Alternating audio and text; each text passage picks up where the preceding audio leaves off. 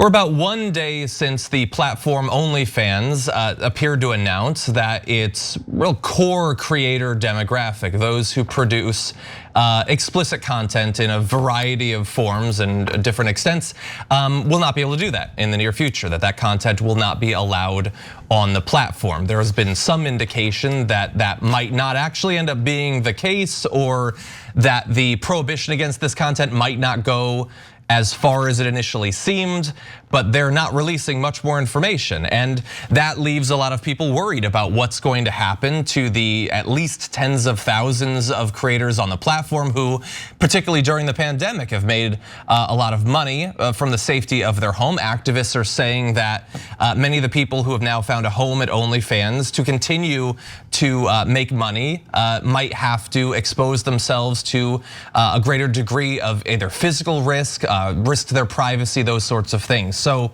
in the absence of additional information, there is a lot of uncertainty. But at least as of yesterday, they did say that they would be making that change. And there is increasing reason to believe that a lot of it has to do with money, and particularly the companies that process payments on platforms like OnlyFans, with companies like MasterCard apparently indicating that they are not going to continue to do business with platforms that have that sort of content. Although MasterCard in the last day has said that this is not a decision that they were involved in, and that OnlyFans came to it themselves, which could be technically true and still actually be why it was done. But anyway, there's a lot going on here, and so I'm curious what you both make of it.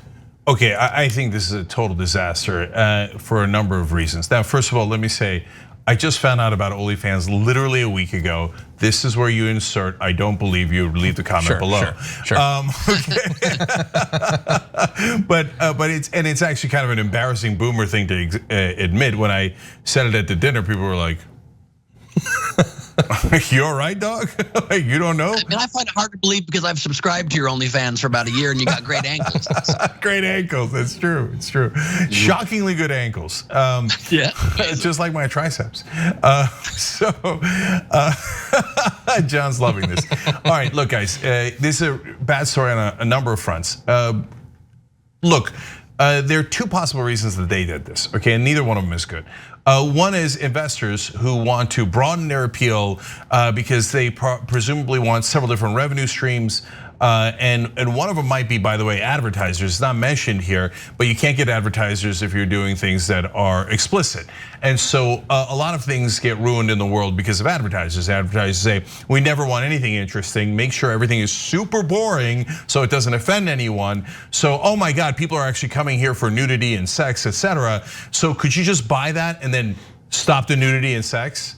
Like they have actual conversations like this, right? So that's one portion of it. And by the way, if you're an investor in this company, and now you say that, hey, maybe you should stop doing the core thing that we invested in, well, it's not a very brilliant financial strategy.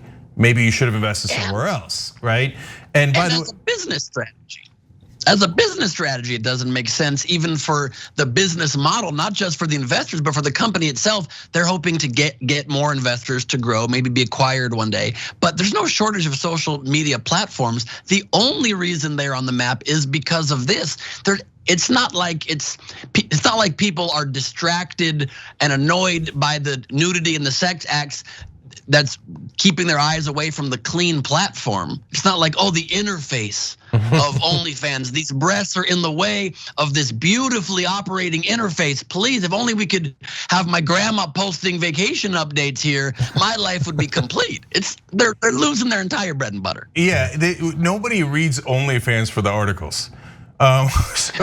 Although there is certainly non-sexual content, okay. It's a smaller portion, but it does exist. Apparently, I don't know.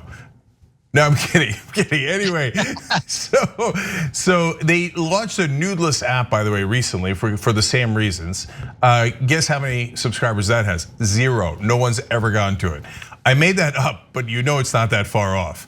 Okay, we do a thing where we sell sex, but would you like the non-sex version? No, not really. No, nobody's interested in the non-sex version. They would have a better luck if they changed their business model to just sell OnlyFans.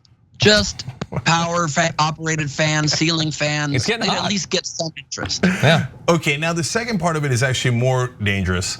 if it's true that the banks or the payment providers are the ones that said, okay, you can't do this thing anymore, we're not going to support it. No, that's actually, like, it's not government censorship. Yes, they technically, legally can do that, but that is something that we should be very, very concerned about. It's one thing when they say, hey, you people are either committing violence or encouraging violence, and that affects other human beings, and we cannot accept that. It's another thing when they say, you two people are doing something that doesn't affect anyone else, but I don't like it, so I'm gonna ban you. No, then we have a massive problem. Yeah, and look, I think obviously there's a lot going on. Maybe this is a bad time to try, probably in vain considering what our country is full of, to get America to actually evolve. Like, I apologize if this is gonna seem a little bit like sort of socially or culturally woke or whatever, but like maybe we could get past all the BS stigma and embarrassment about it. Like, maybe another platform could invite those creators on and they could work hard with good advisors to find companies that are willing to advertise on there and help to fight back against the stigma. Both the stigma against the creators who are doing literally nothing wrong. They're producing content that is more popular than arguably any other content is and has been for as long as there have been humans. And then gradually companies will figure out, oh, this is a thing that lots of people like. Maybe having my product associated with something so fundamentally human as sexuality isn't necessarily a bad thing and can coexist with our willingness to advertise on things that are filled with violence and all of that. Yes, they're bringing joy to lots and lots of people, and sex work is work. It's enough of us denying who we actually are as people with all of these false pretenses. It's the exact same thing as a restaurant banning vaccinated people or banning masks. Choosing your own private life to do what you want, but when you impose your values on other people when they are not affecting you, it's a very quick road to a lawless, senseless society. The porn industry is a multi-billion-dollar industry. Most people look at it to some degree, indulge in it. And if we're not gonna acknowledge that part of our lives, we will forever live in this constant hypocrisy in our brains that enables us to not believe then in science and in vaccines and in protecting each other. There's no common reality if we can't say, yeah, we're also sexual beings. It makes zero sense. Yeah, last thing is there's two different issues here. One is the greed, right? So they have 130 million users. Maybe that's good enough. Maybe you don't have to expand into ceiling fans and nudeless this and that and find a way to get even richer and richer and richer, right? Maybe you could just do the core product that people really like instead of ruining it. The second issue is what John and Ben were talking about. Guys, the reason we conflate these two things is because what we call morality has two different things in that bucket.